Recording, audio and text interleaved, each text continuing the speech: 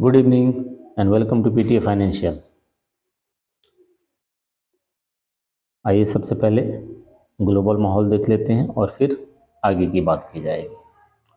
तो आज जो क्लोजिंग हुआ है निफ्टी का 24,457 पे, जो कि थोड़ा सा जो अपना बेंचमार्क था 24,500, अगर उसके ऊपर होता तो बहुत मज़ा आता, लेकिन फिर भी क्लोजिंग अच्छा हुआ है। देखेंगे चार्ट में भी देखेंगे। निफ्टी बैंक में जो हम लोगों ने बात की थी कि 52,200 के ऊपर अगर निकलता है तो फिर 52,500 और फिर उसके ऊपर निकल जाएगा, जो कि आपको अच्छा खासा मूव दे के गया। अगर अभी की सिचुएशन देखें ग्लोबल का, तो ग्लोबल में गिफ्ट निफ्टी 55 पॉइंट निगेटिव में ट्रेड कर रहा है, डाउ जोन्स भी 109.7 ये भी निगेटिव में ट्रेड कर रहा है, और नैस्डैक माइल्डली निगेटिव में ट्रेड कर रहा है। अगर हम लोग आज के एडवांस और डिक्लाइन रेशियो की बात करें, तो जो स्टार्टिंग में यहाँ से ये हुआ तो फिर कहीं मुड़ के नहीं देखा, और इसीलिए अच्छा खासा आज बाइंग दिख रहा था। और अगर एडवांस की बात करें तो 1850 स्टॉक्स एडवांस कर रहे थे और डिक्लाइन जस्ट 659 डिक्लाइन कर रहे थे। अगर हम लोग FII-DI की बात करें तो आज 3 दिसंबर 2024 को, आज बहुत दिन, कई दिनों के बाद 3-4 दिन बाई किया था, फिर बीच में ब्रेक लगा दिया, फिर आज FI ने बाई किया है, जो कि एक पॉजिटिव साइन है। 3664.67 करोड़ का FI ने बाई किया है, और उसके अगेंस्ट में 250.99 करोड़ का DI ने सेल किया है। ये भी भाई, इनको भी तो प्रॉफिट बुकिंग करनी है, तो जब जब मौका मिलता है ये भी अपना प्रॉफिट बुकिंग करते हैं। कुछ स्टॉक हैं जैसे रिलायंस है, RBNL, ITC, ग्रेन्यूल्स, इसको चार्ट पे हम लोग डिस्कस करेंगे। और रिलायंस को और RBNL को मैं कई दिनों से फॉलो भी कर रहा हूँ। रिलायंस ने तो अच्छा मूव दे दिया, RBNL की बारी है, देखते हैं कब फटता है। अगर हम लोग PCR की बात करें तो जो निफ्टी का PCR बोल रहे हैं, ओपन इंटरेस्ट की बात करें तो निफ्टी 24,500 पे कॉल राइटिंग हो रखी है, और कल अगर गैप अप खुलता है और 24,500 के ऊपर कुछ देर सस्टेन करता है तो फिर यहाँ से फिर आपको ये पॉइंट आपको ये देखने को मिल सकता है, जो कि शॉर्ट कवरिंग मिलेगा, लेकिन वो तभी मिलेगा जब ये 24,500 के ऊपर क्लोज करेगा। देखेंगे उसको भी चार्ट पे हम लोग देखेंगे। और यहाँ पे 24,800 और 25,000 ये इसका जो मैक्सिमम कॉल राइटिंग हो रखी है। अगर बैंक निफ्टी की बात करें तो बैंक निफ्टी में ये 52,500 अब एक इम्पोर्टेंट सपोर्ट का काम करेगा, और अगला जो लेवल है एज पर द डाटा 53,000 का है। चार्ट में भी देखेंगे टेक्निकल, ये तो डेटा के हिसाब से हो गया, टेक्निकल में क्या बनता है उसके हिसाब से हम लोग चार्ट में भी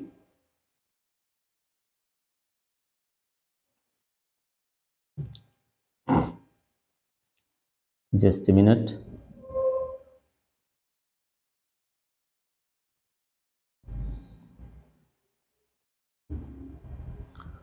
अभी यहाँ पे निफ्टी की चार्ट देखिएगा आप। कल हम लोगों ने बात किया था कि अगर ये 24,350 तोड़ता है तो अगला जो इसका स्टॉपेज होगा वो 24,500 होगा। लेकिन इसका इंटरडे भी हम लोग देखेंगे कि इंटरडे में लास्ट आवर में कैसी क्लोजिंग हुई है, और बाय दैट टाइम इसका PCR है 1.28, जो कि एक इसमें यही बता रहा है कि पुट राइटर हावी हैं कॉल राइटर पे। तो यहाँ से मार्केट ऊपर की तरफ ये दिखा रहा है, और जो नेक्स्ट अगला पड़ाव होगा वो होगा हमारा 24,800, जो कि टेक्निक हम लोग ओपन इंटरेस्ट जो डाटा देखे थे वहाँ भी यही कह रहा है। अब इसी को हम लोग ज़रा इंट्राडे चार्ट में देखते हैं, तो जो लास्ट में क्लोजिंग हुआ है थोड़े से, मतलब क्या कहें इसको, थोड़े से वीक क्लोजिंग कह लीजिए, ठीक है। अगर ये 24,500 के ऊपर होता तो कहा जाता है कि हाँ ये अच्छा क्लोजिंग, फिर भी अच्छा हाई लगा के बंद हुआ है, तो कल देखने के लायक हुआ। बस इस पॉइंट को आप याद रखिएगा। ये पॉइंट 24,500, अगर इसके नीचे ऊपर निकला तो ये, और गिरेगा तो फिर यहाँ तक ये कम से कम वहाँ तक आ सकता है। आते हैं बैंक निफ्टी पे। तो बैंक निफ्टी में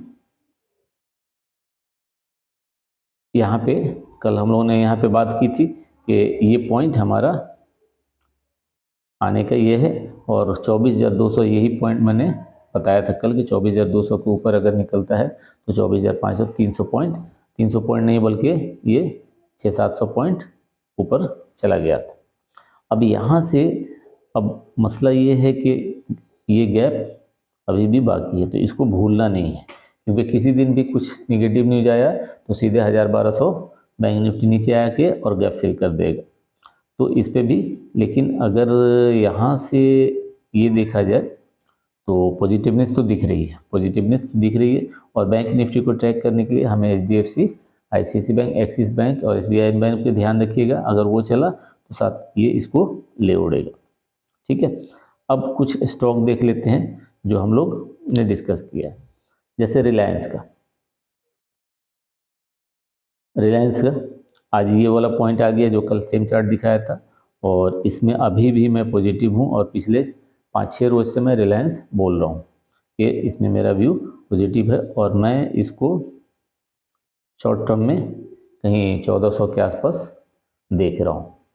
तो ये मेरा पर्सनल व्यू है, गलत भी हो सकता हूँ, स्टॉक मार्केट है, कोई नहीं जानता सर। सारी चीज़ अपने पर्सनल एक्सपीरियंस पे, ऑब्जर्वेशन पे और टेक्निकल एनालिसिस के बेस पे बात की जा रही है। अगर आपको बाई सेल करना है तो आप खुद का रिसर्च कर लें और अपने फाइनेंशियल एडवाइज़र से ज़रूर पूछ लेना। अगला स्टॉक है RVNL। 2-4 दिन क्या, हर एक ऑन एंड ऑफ इसको हर एक अल्टरनेट डे में ऑर्डर मिलता रहता है। आज भी इसको ऑर्डर मिला है, और वो ऑर्डर है 187 करोड़ का। 187 करोड़ का इनको ऑर्डर मिला है, और कहाँ से मिला है ये, तो इस सेंट्रल रेलवे धनबाद डिवीज़न से इसको ऑर्डर मिला है। तो ये एक पॉजिटिव साइन है, एक्यूमुलेशन चल रहा है। अब जिस दिन भी फटेगा 450 के ऊपर फटेगा, निकलेगा, तो फिर अच्छा खासा, क्योंकि मार्केट ये बहुत करेक्ट भी तो कर चुका है भाई।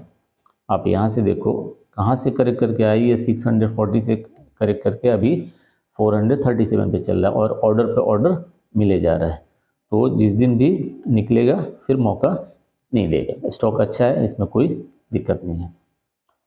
एक और स्टॉक है ITC में, जो कल सुबह मैंने टेलीग्राम पे अपडेट किया था कि जो गवर्नमेंट ने एक मार्केट में ऐसी न्यूज आई कि जितने टोबैको कंपनीज़ हैं उनमें GST बढ़ाया जाएगा, और टोबैको का जो ब्रांड लीडर है वो ITC है। ऑफ कोर्स ITC के और भी बिजनेस हैं, लेकिन टोबैको के ये ब्रांड लीडर हैं। बाद में कंपनी ने क्लैरिफाई किया है कि अभी तक उनको ऐसा कोई नोटिस नहीं मिला है, या कोई लेटर या सर्कुलर उनको नहीं मिला है, जिसकी वजह से मार्केट ने क्या किया, ITC ये फिर आज पॉजिटिव में दिखा। बहुत ज़्यादा उम्मीद तो थी बहुत नीचे खुलने की, लेकिन उतना नीचे भी नहीं खुला, और बाद में रिकवर भी ऑलमोस्ट कर लिया है। तो ये एक स्टॉक है।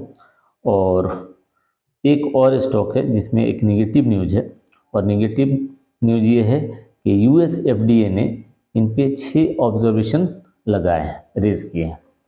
US FDA ने इनके प्लांट पे 6 ऑब्जर्वेशन लगाए हैं, और जब भी US FDA ने ऑब्जर्वेशन लगाता है तो उसको निगेटिव माना जाता है। लेकिन ये अगर देखा जाए तो इनका एक बहुत ही इम्पोर्टेंट सपोर्ट लेवल पे भी है, 535 के आसपास एक इसका सपोर्ट लेवल है। अगर इसको ब्रीच करता है तो देन ये 400 इस जोन में आ सकता है, इस जोन में कहीं भी इस जोन में तक आ सकता है। तो यहाँ पे देखने लायक होगा कि ये कल इस लाइन को ब्रीच करता है, या 430 को ब्रीच करके अगर वहाँ रुकता है तो फिर इसमें वीकनेस आ जाएगी। निगेटिव न्यूज है, ऑब्जर्वेशन है। अब फिर कंपनी का कल कोई अगर क्लैरिफिकेशन आ जाता है कि हाँ भाई 6 ऑब्जर्वेशन में रेज किए हैं US FDA ने, उसमें से अगर मान लीजिए कि 5 पास करके तो एक को उसको फिर लाइटली लोग ले लेते हैं। लेकिन अभी लगा है तो लगा है, उसमें ना आप कुछ कर सकते हैं ना मैं कुछ कर सकता हूँ। तो इसके बेस पे हम लोग देखेंगे, और कल जो भी होगा ये पॉइंट याद रखिएगा। तो अभी के लिए इतना ही, मिलते हैं अगले वीडियो में। और वीडियो पसंद आ रहा है तो लाइक, सब्सक्राइब और अपने फ्रेंड्स के साथ शेयर करना ना भूलें। Good night and take care.